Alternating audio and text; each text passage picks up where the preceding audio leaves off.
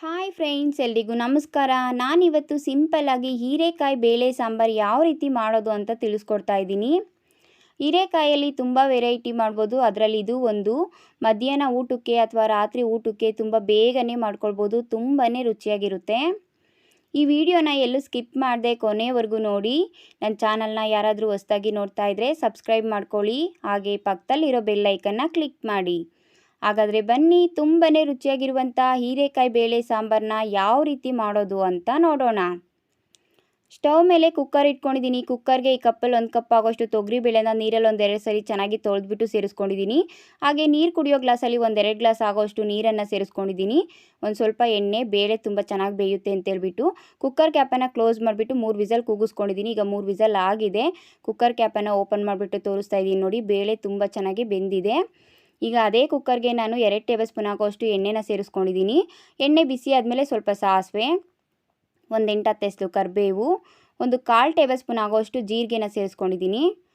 ಹಾಗೆ 2 ಬ್ಯಾಡಗಿ ಮೆಣಸಿನ್ಕಾಯಿನ ಕಟ್ ಮಾಡಿಬಿಟ್ಟು ಸೇರಿಸ್ಕೊಂಡಿದ್ದೀನಿ. 1 5-6 ಎಸಳು ಬೆಳ್ಳುಳ್ಳಿನ ಸಿಪ್ಪೆ ತೆಗೆದು ಜಜ್ಜಿಬಿಟ್ಟು ಸೇರಿಸ್ಕೊಂಡಿದ್ದೀನಿ. ಹಾಗೆ 2 ಹಸಿ ಮೆಣಸಿನ್ಕಾಯಿನ ಕಟ್ ಮಾಡಿಬಿಟ್ಟು ಸೇರಿಸ್ಕೊಂಡಿದ್ದೀನಿ.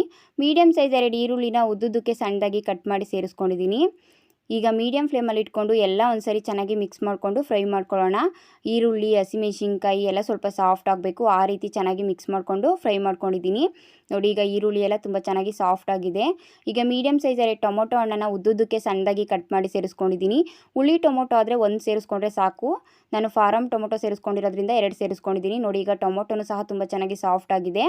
ಈಗ ಮೀಡಿಯಮ್ ಸೈಜ್ ಒಂದು ಹೀರೆಕಾಯಿನ ಮೇಲೆ ಒಂದು ಲೇಯರ್ ತೆಗೆದು ರೌಂಡ್ ಶೇಪಲ್ಲಿ ಕಟ್ ಮಾಡಿಬಿಟ್ಟು ನೀರಲ್ಲಿ ಒಂದ್ಸರಿ ಚೆನ್ನಾಗಿ ತೊಳೆದ್ಬಿಟ್ಟು ಸೇರಿಸ್ಕೊತಾ ಇದ್ದೀನಿ.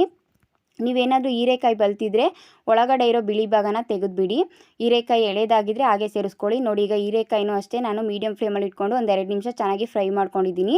ಈಗ 1-2 ಟೇಬಲ್ ಸ್ಪೂನ್ ಆಗೋಷ್ಟು ಸಾಂಬಾರ್ ಪೌಡರ್, ಹಾಗೆ 1/2 ಟೇಬಲ್ ಸ್ಪೂನ್ ಆಗೋಷ್ಟು ಅಚ್ಕಾರದ ಪುಡಿ, ನೀವು ಖಾರ ನೋಡಿಕೊಂಡು ಸೇರಿಸ್ಕೊಳ್ಳಿ. ಹಾಗೆ ಒಂದು ಸ್ವಲ್ಪ ಅರಿಶಿನ, 1/2 ಕಪ್ ಆಗೋಷ್ಟು ಹಸಿ ತೆಂಗಿನಕಾಯಿ ತುರಿ, ಒಂದು ಸ್ವಲ್ಪ ಸಣ್ಣದಾಗಿ ಕಟ್ ಮಾಡಿರೋಂಥ ಕೊತ್ತಂಬರಿ ಸೊಪ್ಪು, ಒಂದು ಗೋಲಿ ಗಾತ್ರದಷ್ಟು ಹುಣಸೆಹಣ್ಣನ್ನು ನೀರಲ್ಲಿ ಚೆನ್ನಾಗಿ ತೊಳೆದ್ಬಿಟ್ಟು ನೆನೆಸಿಟ್ಕೊಂಡಿದ್ದೆ. ಆ ಹುಣಸೆಹಣ್ಣಿನ ರಸನ ಸೇರಿಸ್ಕೊಂಡು ಲೋ ಫ್ಲೇಮಲ್ಲಿ ಇಟ್ಕೊಂಡು ಎಲ್ಲ ಒಂದ್ಸರಿ ಚೆನ್ನಾಗಿ ಮಿಕ್ಸ್ ಮಾಡಿಕೊಂಡು ಫ್ರೈ ಮಾಡ್ಕೊತಾ ಇದ್ದೀನಿ. ನಾವು ಸೇರಿಸಿರುವಂಥ ಮಸಾಲೆ ಎಲ್ಲ ಹೀರೆಕಾಯಿ ಜೊತೆ ಚೆನ್ನಾಗಿ ಹೊಂದ್ಕೋಬೇಕು, ಆ ರೀತಿ ಚೆನ್ನಾಗಿ ಮಿಕ್ಸ್ ಮಾಡಿಕೊಂಡು ಫ್ರೈ ಮಾಡ್ಕೊಂಡಿದ್ದೀನಿ. ಈಗ ನಾನು ಬೇಯಿಸಿಟ್ಕೊಂಡಿದ್ನಲ್ವ, ಆ ಬೇಳೆನ ಸೇರಿಸ್ಕೊತಾ ಇದ್ದೀನಿ.